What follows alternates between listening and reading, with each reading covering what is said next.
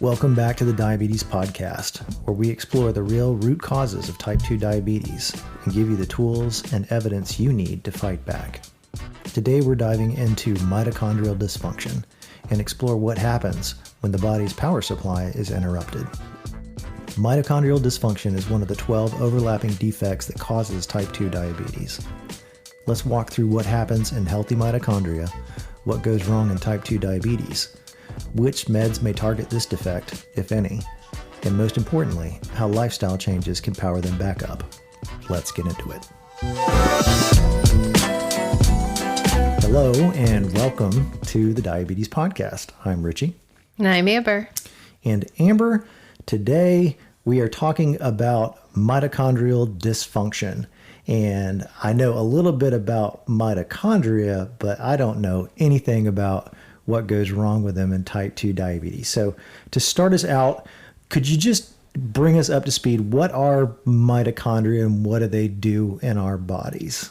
Yes, mitochondria can be thought of as the little tiny fuel factories in our cells. They're the powerhouses of our cells, the engine room, if you will, and they take glucose, they take fatty acids or fuel sources and convert it to the energy currency of the body, which is adenosine triphosphate or ATP. Okay. And you don't need to know that. I think the last time I heard that was around 1994 in high school biology. We're in mitochondria would have been biology, and then the whole citric acid TCA cycle would be chemistry, organic chemistry. And that for me was around 28 years ago. Well, I know I'm not old enough for that, but somehow that was a long time ago. Dusting off the cobwebs for this episode.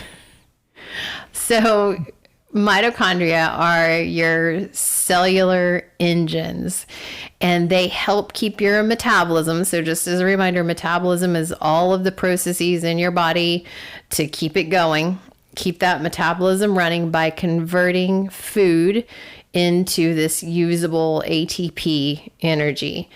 And without this happening, without the mitochondria, your body's metabolic processes would slow down or stop entirely.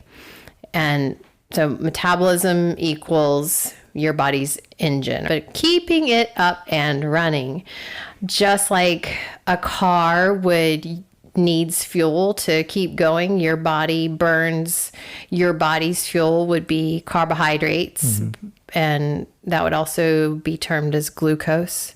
Stored carbohydrates would be glycogen. It's just where it's stored in your body in terms of the name. And then you have fats or fatty acids. But here's the catch. Your cells can't use those fuels directly, just like you can't go mine oil out of the ground and crude oil and use it directly. It's got to have mitochondria to convert that fuel into that actual energy currency, ATP. So is it fair to say that mitochondria are almost like refineries in that analogy that you're using? It takes the crude oil and turns it into gasoline that I can use in my vehicle to go. Yeah, I think that's a good analogy. Okay. And they break down fuel for energy. So in terms of glucose or carbohydrates, it breaks that down to pyruvate and acetyl-CoA. And then for fat, more simplistic fatty acids, then acetyl-CoA, and then that enters the Krebs cycle. That's where don't ask me much beyond that, except, like maybe I could tell you that glucose produces like 31 to 33 ATP in a fat molecule, maybe 100. But like other than that, don't ask me where pyruvate comes in. And like, I get lost there a bit. I need to go take an organic chemistry class down the way for that one. But I'll do my best to distill this into something that makes sense for this core defect next episode. Well, I think it's also safe to say, as it relates to type 2 diabetes, that's just way more in the weeds that you need. Yeah. Basically, right. If we can distill or refine what you said, I can use carbs or I can use fat for energy, but I can't utilize it until they're both broken down into smaller units and ultimately into ATP, which I can use for energy. Yes. So you could say that mitochondria power this electron transport chain, and that creates a proton gradient, kind of like if you were charging the battery in your car. Mm-hmm. And that's just all about ATP generation, back to what you said. Mm-hmm. And basically, the body is trying to match the energy creation to the demand, or not really energy creation, but energy available to the body, mm-hmm. to the demand of the body. So at rest, you're going to be burning mostly fat. And during exercise or after meals, you're going to be using glucose as the preferred, and really glucose is the preferred fuel source, mm-hmm. period.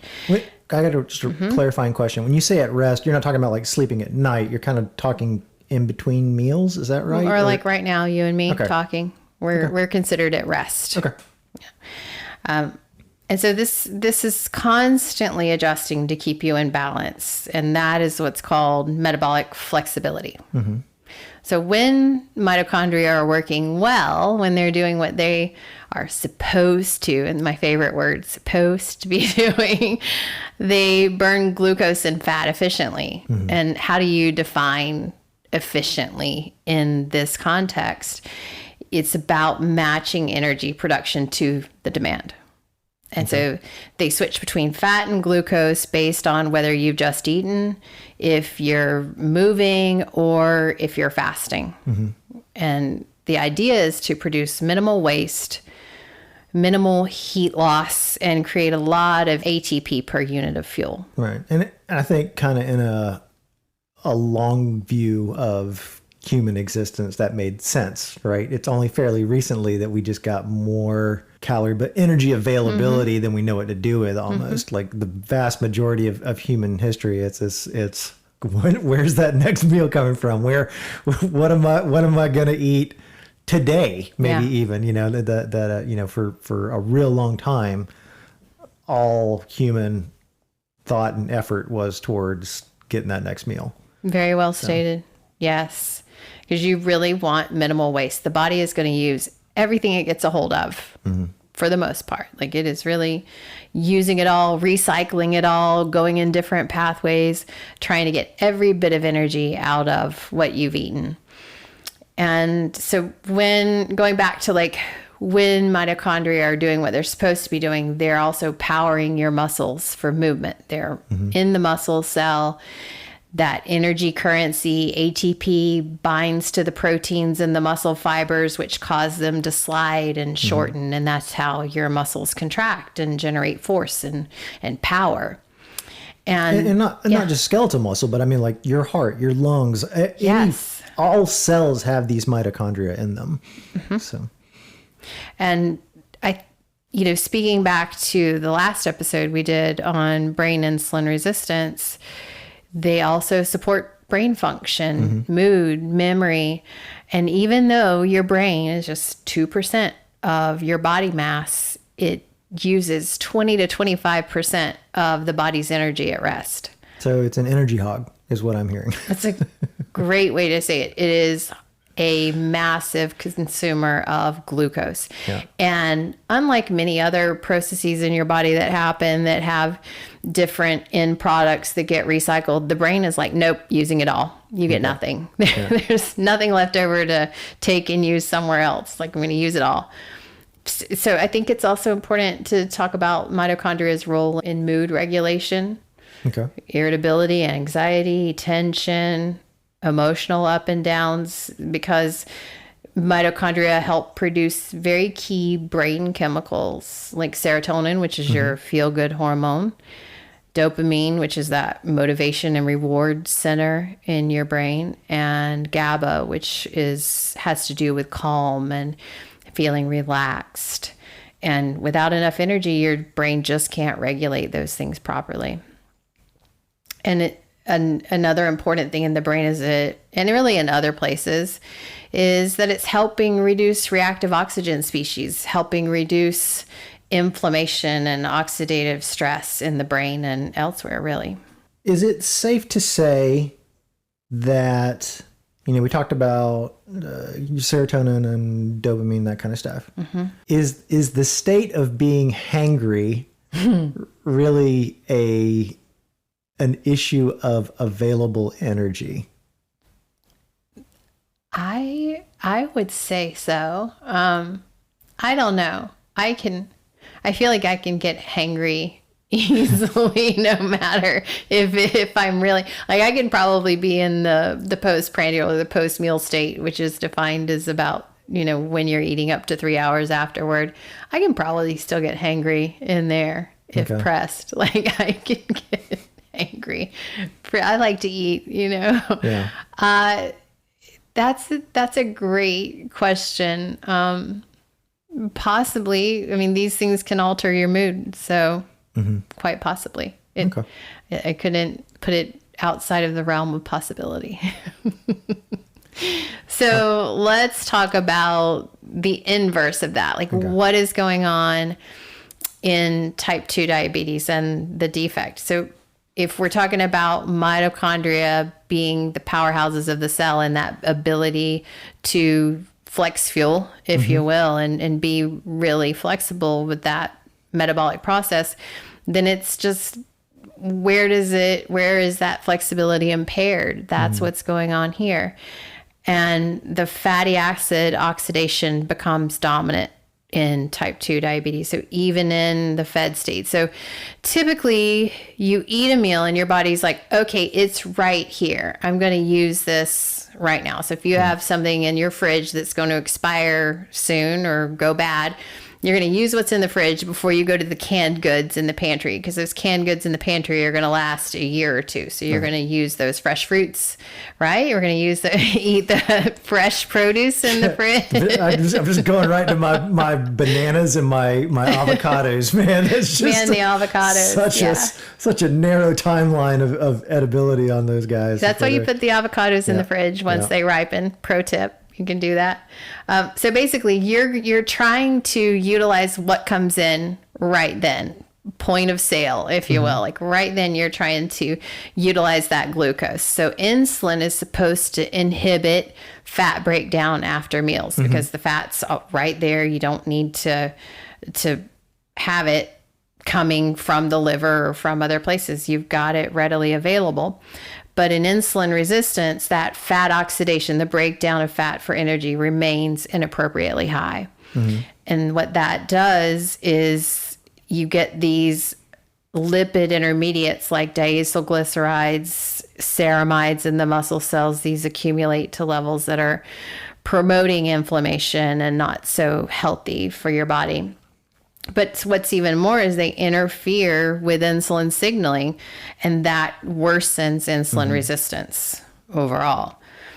And then because the cells resist that signal that insulin's putting out, they cannot increase glucose uptake efficiently. So like taking it way back to the very first podcast, insulin is a cell that unlocks the door to insulin's the key Thank you. This is why I keep you around. I understood what you're saying. Insulin is the key that unlocks the body's cells to let that glucose get in where energy can be made. ATP cannot be made if the glucose is hanging out in the bloodstream and not inside the cells. So you got to have that to increase glucose uptake efficiently. I have to deliver the crude oil to the refinery or I can't refine anything. Who knew? So, So instead of switching to glucose when it's abundant, so the glucose is in the bloodstream and you want to switch to glucose metabolism when it's there, the mitochondria stay stuck in the fat burning mode, or they just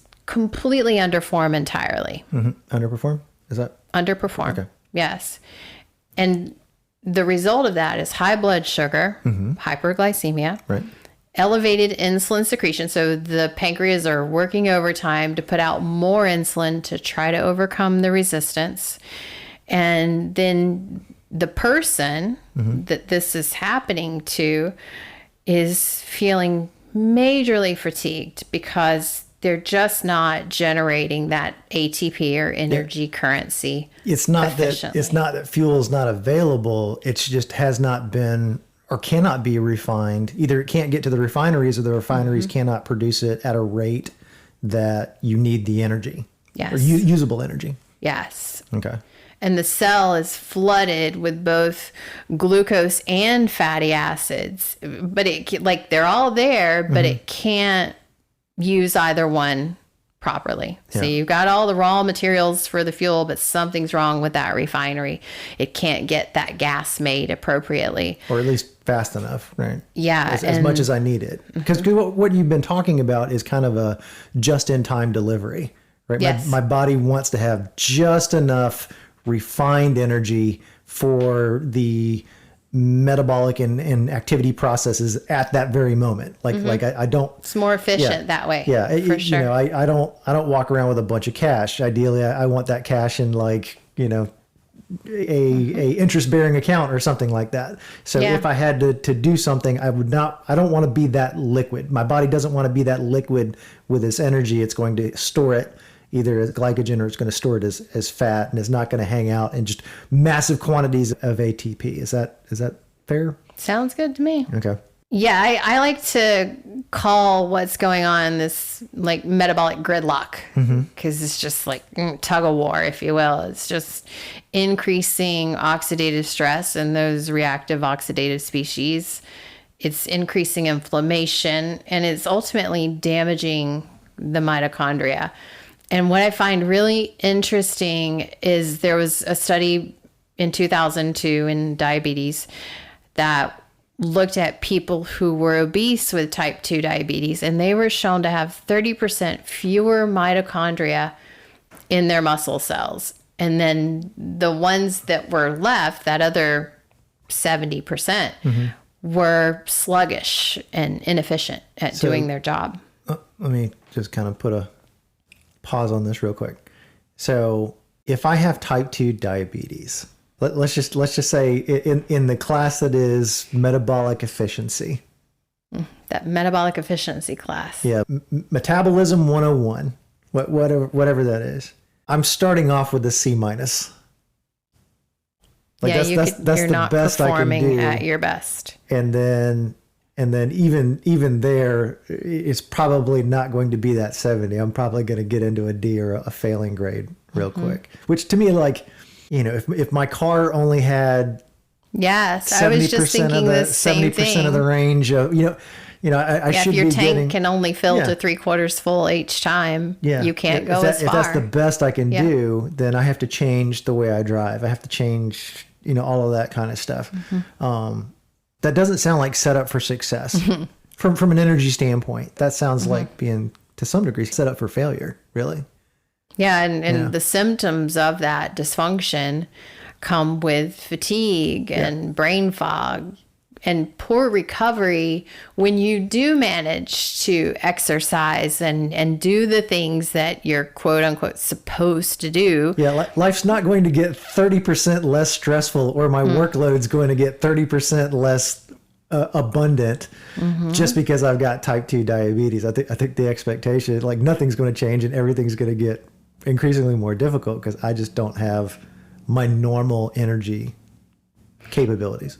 Yeah, I personally don't want to be functioning at 70% energy. Best case scenario. All the time. Right. Yeah.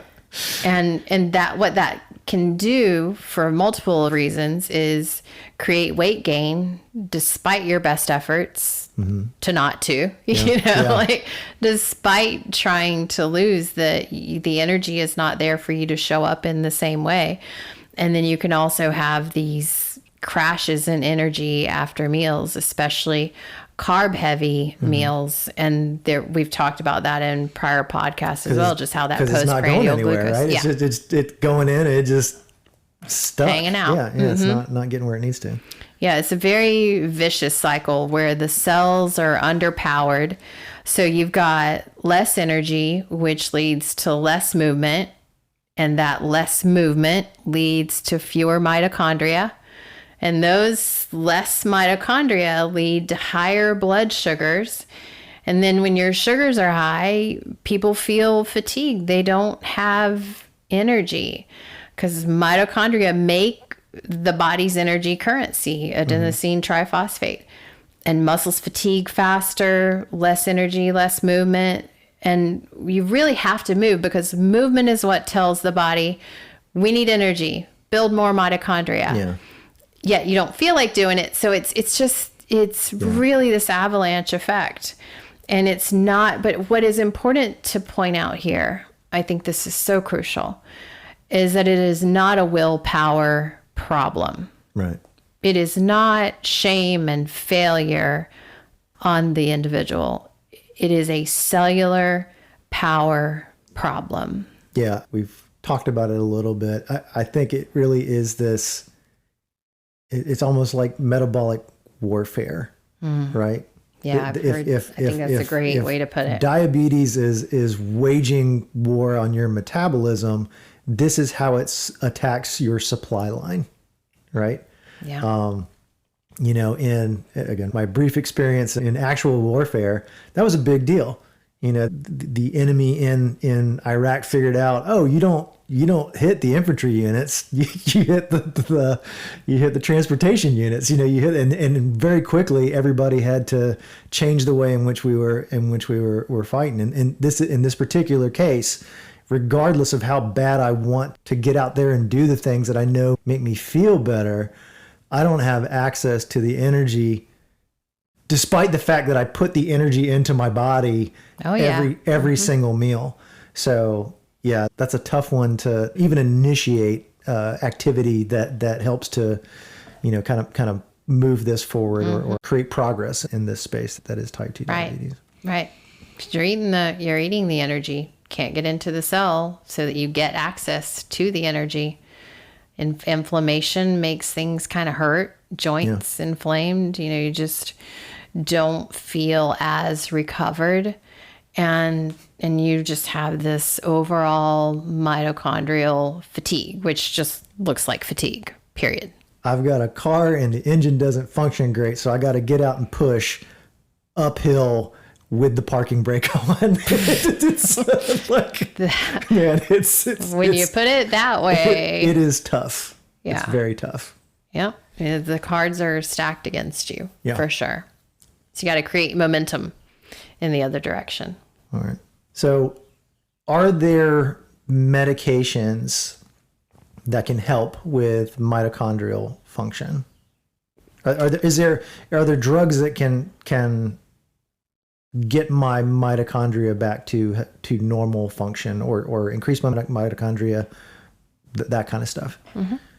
There are two classes of medications in particular, your biguanides and your TZDs, that could potentially help here. So your biguanides, that would be most known as metformin, glucophage.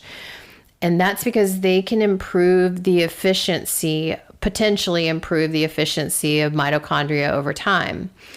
And the mechanism by which it could do that is it helps activate something called AMPK in the energy pathway, which signals your cells to create more mitochondria. Okay. So they could potentially do that. The other one would be Actos, your TZDs, pioglitazone, really most widely known as Actos. And if you remember back a couple of podcasts ago when we were talking about, this was mostly in the liver stuff that we were discussing, PPAR gamma receptors. Okay. And Actos really can help activate that PPAR gamma and increase insulin sensitivity in the fat and muscle cell, and improves mitochondrial function in the skeletal muscle, and it helps normalize lipid metabolism as well, reducing some of those toxic intermediates that impair mitochondrial function. So the side effects of your metformin would be diarrhea, is the one that everyone knows, and that's why you start at the lowest dose for a week or two. then increase until you get to the maximum effective dose of 2,000 milligrams.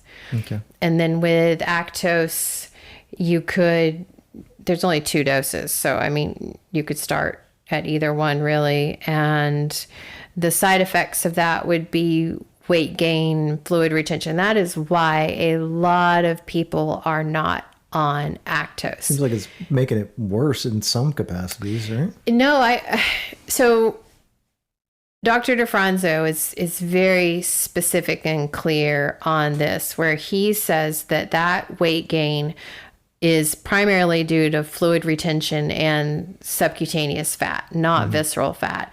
And that the fluid retention is not necessarily a problem because, and the way he describes it, he talks about vascularization and how it improves that, and it's not a bad thing. But you will see a warning on Actos for congestive heart failure. So it's not without side effects, as with any. And then there is some potential for the GLP-1 receptor agonist class because it can help improve insulin function. Then, so you could say indirectly, it helps mitochondria do their job more easily. Okay. So it sounds like everything you're talking about maybe helps them perform a little bit better. Is there anything I can do to get from that 70 to 100%? Can I grow new mitochondria? I would say yes. Okay. So this is really where this is where you have real power. You can't change your age. I mean, you could, but that's not a good outcome. If you want to age, you can't change your genetics, but you can change how your mitochondria work, how they function.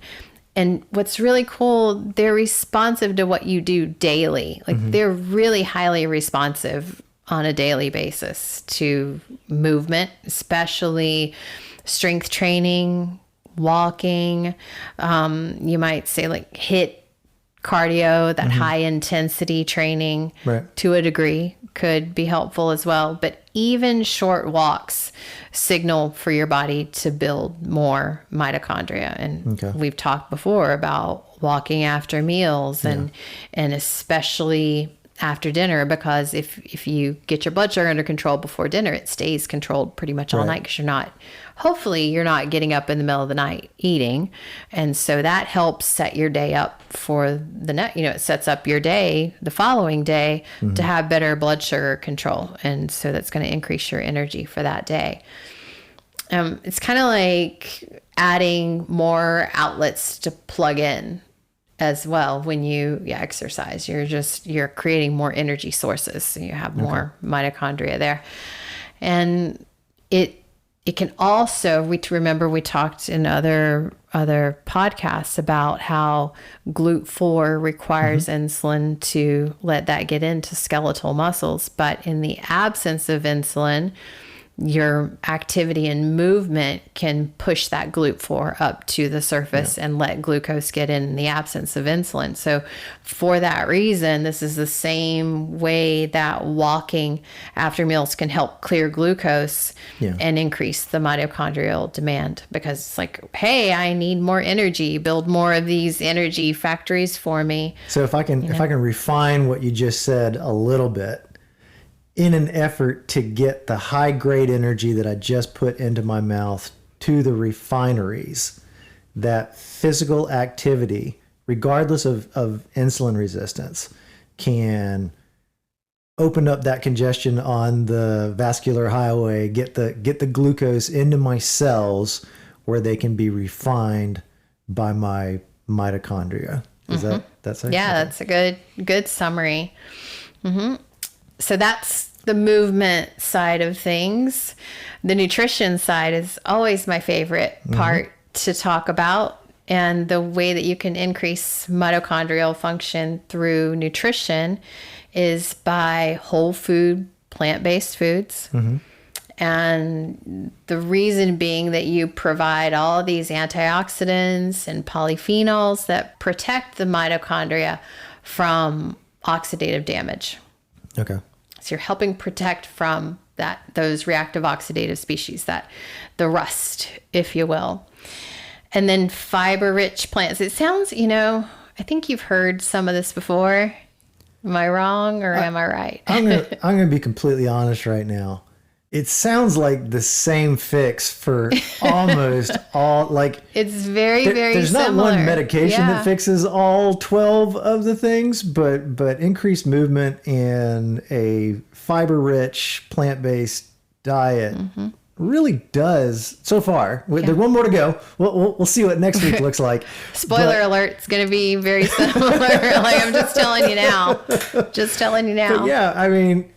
it's the simple, not easy, right? And not easy because what we're prescribing is not the way we normally eat. It's not convenient. There's not the way people normally eat. Yeah. Yes. But when we're talking about the mitochondria, if you have fiber rich sources of food, the last episode we talked about was the gut microbiome. Sorry, it wasn't brain insulin resistance. It was the gut microbiome.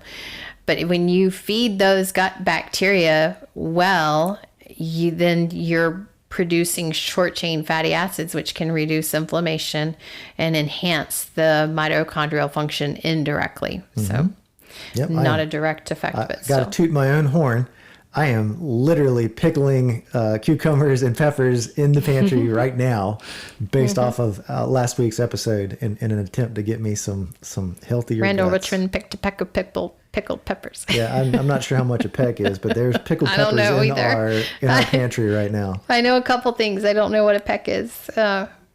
Maybe a couple gallons. Somebody let me know. I could probably Google it.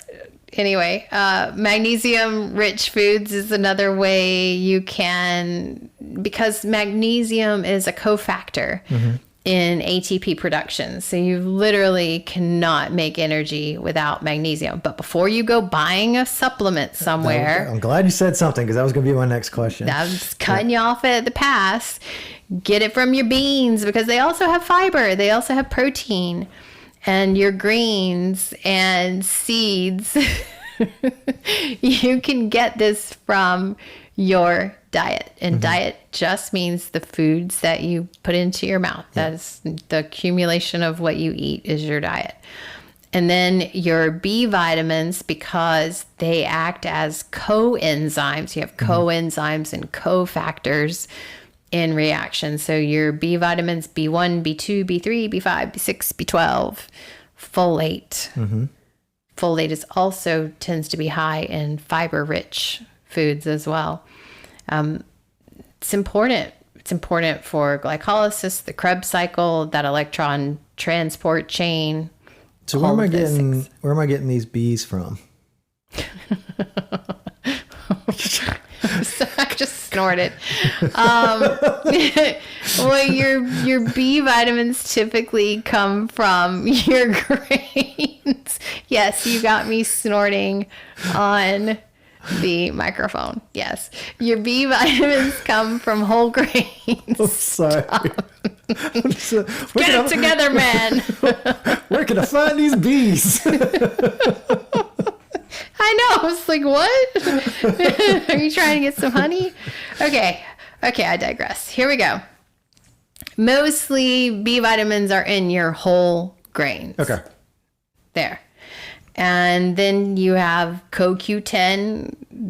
That again goes back to the electron transport chain, a very key component needed for efficient ATP production and also to reduce oxidative stress. And what do I get that in? CoQ10? CoQ10 is a compound that your body makes naturally. But it can also be obtained from food. So the food sources of CoQ10 animal-based are the highest sources. Okay. Your organ meats, beef, liver, kidney, heart, those have the highest concentration. So Liver King's got a lot of CoQ10 floating around in his bloodstream. Yeah. And probably some other things. No kidding. Do they support the parasites and such? Anyway, fatty fish like sardines, mackerel, trout, herring, salmon, beef and pork, especially your muscle cuts of the beef and pork. But then plant-based sources have CoQ10 in lower amounts. That would be spinach, broccoli, cauliflower, peas, wheat germ, especially from whole grains, soybeans, nuts, and seeds. So that CoQ10 content in plant foods is much lower than animal products, but the antioxidant and mitochondrial supporting effects are still higher when part of a very nutrient-rich diet. And as I said, your body can make CoQ10 naturally. So I mean, kind of like creatine, right? Creatine occurs in higher concentrations in animal sources, but my body can synthesize creatine of its own accord. So totally different things, but but your body can synthesize a lot of things naturally. Like cholesterol is a good example. Yeah. Okay. And then your omega-3s, so your flax seeds, chia seeds, walnuts, algae. Now, again, the algae, I would recommend like the little seaweed supplement things. You have to be careful with supplemented algae because they could have heavy metals. They could have. So you definitely want to get them from a place that has an independent lab verified. Even then, like, be super cautious with this one because they could have some things that are not, like, there are studies that are contradictory in this because of the heavy metals, because of the different things in there. I think between the flax and chia seeds and walnuts, there's options. It doesn't have to be. Yeah, I think those are better. And the reason that these are important is that they help build and stabilize mitochondrial membranes, which make them more fluid, make them more resistant to stress or dysfunction. I know it's also not in your whole plant-based foods, but doesn't fatty fish kind of fall up into this as well as far as the omega-3s and stuff? Like your salmon and that kind of stuff? Yes, they are in your fatty fish. Is there anything else that helps with the mitochondrial function or to increase the mitochondria? So very much that, like we've spoken to in past episodes, sleep, stress management, those things. Like sleep, make sure you're getting 7 to 9 hours of sleep a night. Of course, for younger kids, they're going to need more. And mitochondria really perform maintenance overnight. So that's when you get your brainwashing, if you will. And I don't mean like brainwashing the way that most people think of it, but that's when your lymph goes over and cleans everything. It's the flushing of the cerebral toilet is really what it comes down to. It's just doing that's a very good way to put it. That deep sleep cycle. If I'm not getting that deep sleep, it's very much like continuing to use the bathroom and never flushing. It's going to create problems. Whew, okay. Yeah. And the more poor your sleep, the less energy, the less ATP production, the more oxidative stress, and the more impaired glucose metabolism you're going to have. So sleep is very, very important. And I understand a lot of people who are on medicines like Farxiga or who have high blood sugars. Sleep can very much be interrupted because you're having to get up in the middle of the night to use the restroom. And there are ways to mitigate that, like making sure to get more fluids earlier in the day. But then there's also some evidence to support water at night to help with cardiovascular events. So it's always a trade-off, you know. But stay well hydrated, bottom line. Try not to pee in the middle of the night as best you can. And then stress management, breathing, going out into nature. Prayer is very helpful for many people because chronic stress leads to high cortisol levels, which is going to lead to mitochondrial dysfunction and insulin resistance. And relaxation is really going to support the efficiency of the making of ATP, the making of energy, and lowering inflammation. So it's really a power issue, and your mitochondria can come back to life when you give it the right signals. Okay. All right. Well, Amber, that was a lot on what's really, I think, a very kind of challenging subject to distill, because it was very challenging to like, oh, that's too much. No, I need to dial it back and not go off on a rabbit trail somewhere else. Yeah. Okay. Well, that's good stuff. What are we talking about next week? Inflammation. And that will wrap up. It will. The 12-part series. So everybody, we encourage you to subscribe, please, if this is, valuable, point somebody else to it, and stay tuned for next week's episode, where we will discuss the 12th of the 12 core defects of type 2 diabetes. So until then, thanks for listening, and we will talk to you again next week.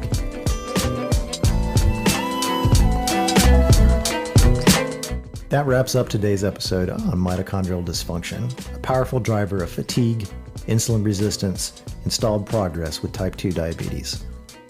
If you've been feeling like your body just isn't responding, like you're doing all the right things, but still feel exhausted or stuck, now you know why.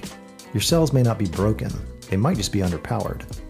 The beautiful truth is, mitochondria are responsive. With the right movement, the right nutrients, and the right rest, they can come back online. And when they do, everything changes. Energy returns, blood sugar improves, and your path to remission becomes so much clearer. If you found today's episode helpful, please share it with someone who's fighting the same battle. And if you haven't yet, hit that subscribe button so you never miss the science, support, and strategies that we share each week. Until next time, take a walk, take a breath, and trust that healing isn't just possible, it's powerful.